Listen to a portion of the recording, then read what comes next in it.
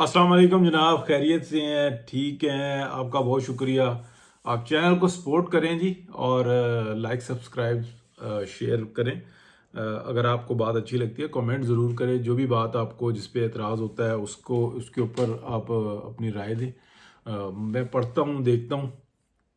بہت شکریہ آپ کا۔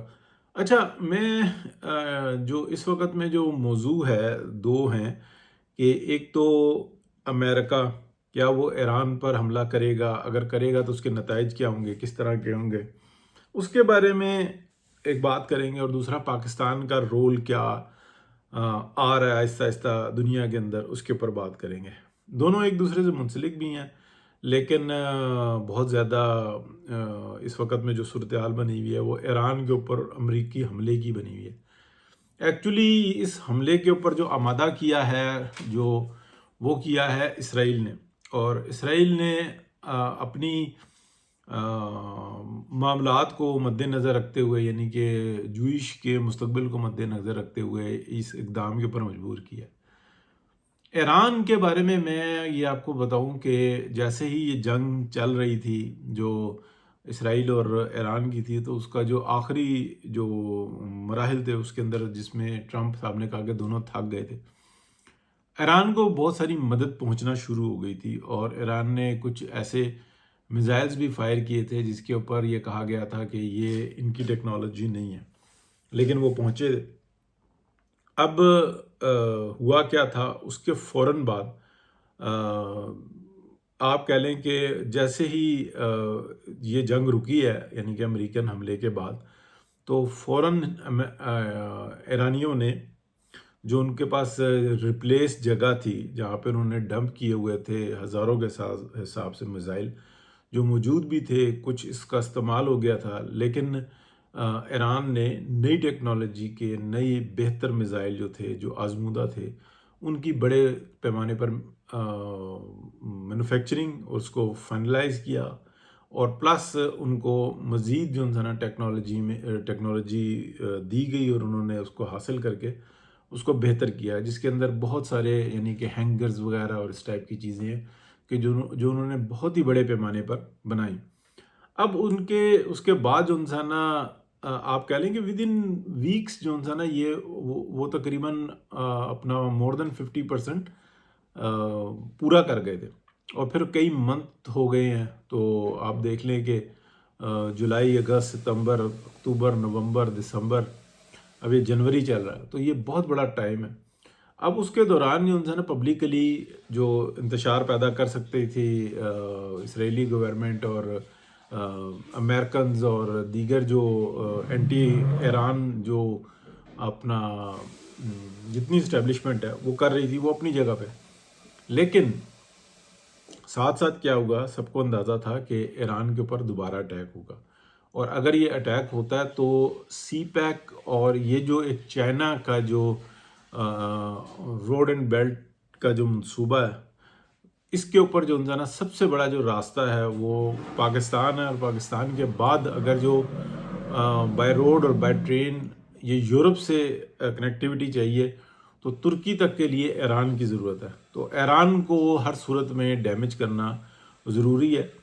تو پاکستان کے اوپر بھی انہوں نے کوشش کی اور ایران کے اوپر بھی کوشش کی۔ یہ ایک انٹرنیشنل آپ کہہ لیں کہ فلم ہے جس کو وہ چاہتے ہیں کہ یہ پراکسیز کے تھرو یا ڈائریکٹ یا انڈائریکٹ آپ اس کو روکیں۔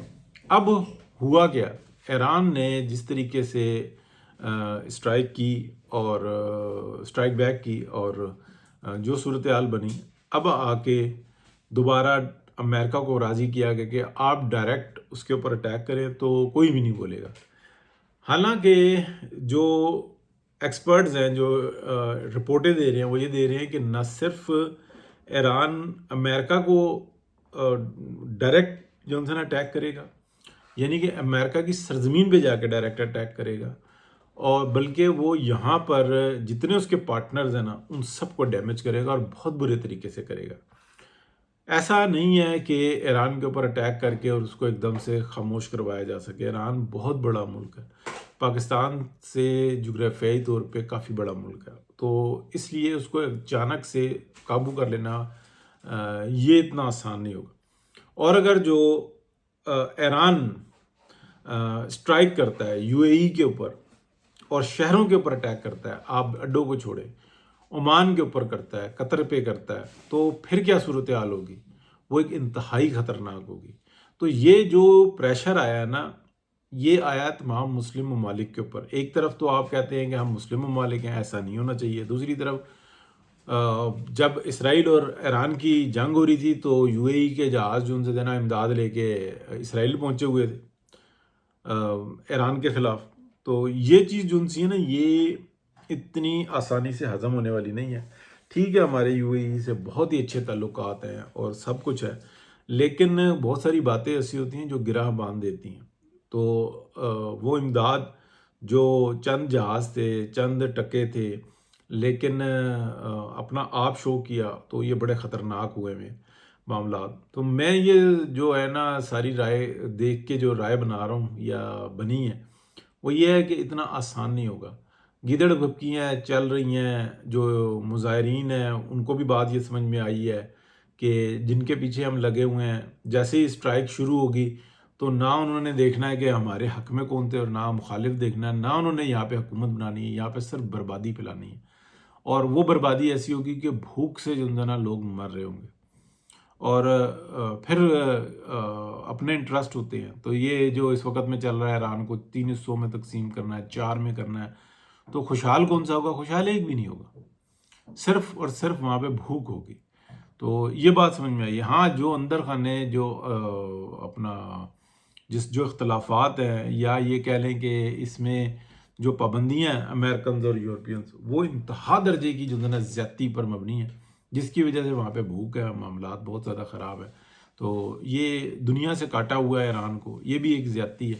اور ایران نے اپنی جو طرز حکومت ہے اس کو بھی کافی حد تک جو ہے نا تبدیل کرنے کی ضرورت ہے۔ یہ نہیں کہ اس وقت میں کہا جائے، لیکن ویسے اوورآل ان کو بھی ضرورت ہے۔ تو یہ جی صورتحال میں نے اپنی کہا کہ بات کریں۔ بہت شکریہ، اللہ حافظ۔